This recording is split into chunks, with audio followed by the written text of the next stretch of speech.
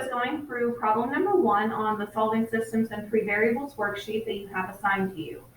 I'm not actually going to be working through question number 2 today. That is one that you guys are going to be expected to do on your own, and you can see if I scroll down here, the other 2 questions, well, I guess they must be on the next slide. So there's 3 and 4. So we are going to be going through and doing question number 1. The first thing that we need to do is pick 2 equations and a variable to eliminate. So I am going to eliminate C, and I think my calibration is just a tiny bit off here. Let's go through and redo this. Hopefully it'll be a little bit better.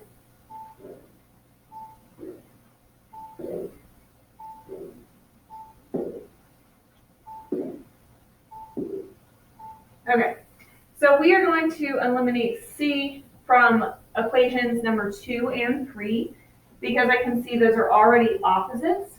So I can just go ahead and add those together. So I am going to number these 1, 2, 3. So equation number 2, and I am going to recopy that, is negative 4a minus 3b plus 4z is equal to negative 5. And equation number 3 is negative 5a minus b minus 4z is equal to 25. And when I add those together, I get negative 9a minus 4b, the c's add out, and that is equal to 20. So now I need to pick 2 additional equations. I have to use number 1. I'm going to match up number 1 with number 2. And to make the variable of C opposite of what it is in number 2 for number 1, I'm going to have to multiply that by 4. And I'm going to keep number 2 the same. So I'm going to write those over here in this space. My number 1 is going to become negative 24a plus 20b minus 4c is equal to negative 80. Equation number 2 is negative 4a minus 3b plus 4c is equal to negative 5. And then I would combine this together. So I get negative 28a plus 17b, c's are gone, and that's equal to negative 85. So now I have my 2 new equations, and I need to eliminate either b or a from these 2 new equations. Now, this is going to require a little bit more work than some of the ones that you may be used to before, because you can see there's no one number I can multiply one of the equations by to get the other one.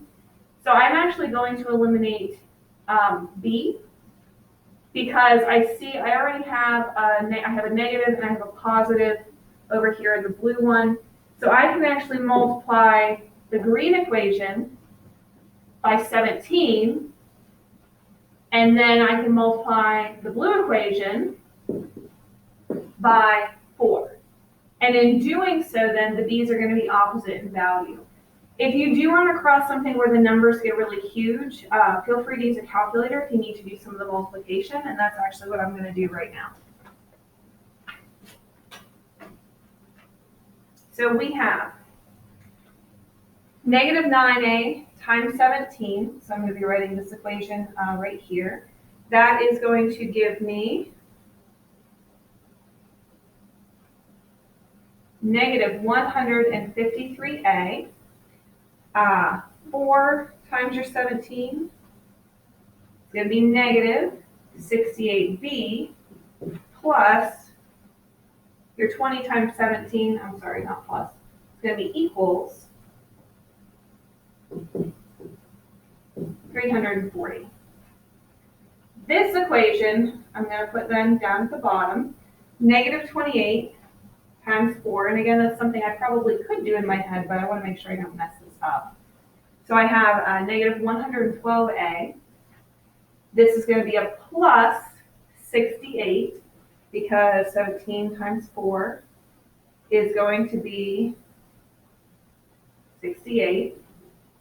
So plus 68b is equal to my negative 85 times 4, which is negative 340. So this actually works out pretty nicely here with our numbers. The b's are going to add out. We end up here with negative 265a is equal to 0.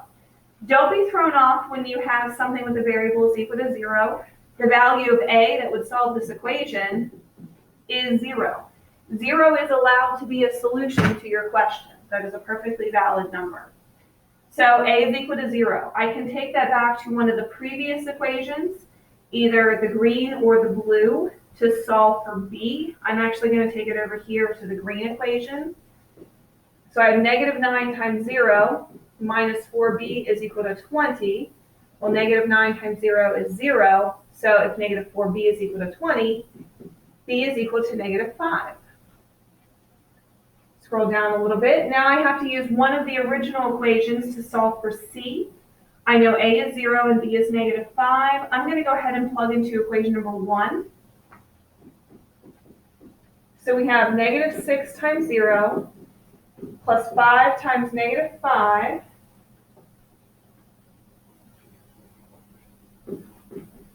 minus c is equal to negative 20.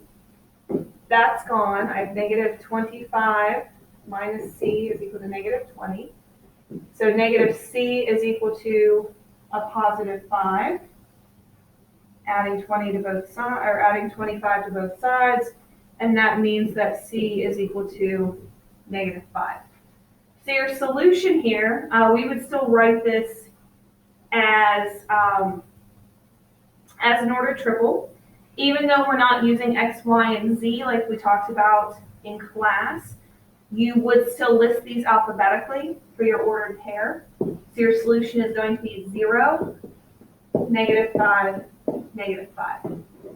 And again, you could plug these into the original equations to make sure that they do work out to equal what they are supposed to. And so I know number 1 checks out. Number 2, we have 15 minus 20.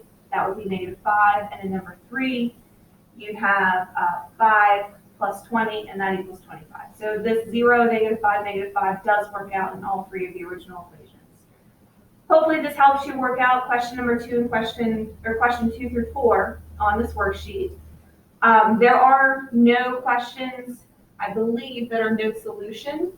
So all the ones that I picked out for here, you should get 3 numbers that are integers for your solution. So no fractions or decimals either. That's one way you can use to check yourself as you're going through this. So feel free to go back and rewatch the video and reach out to me if you have any questions at all.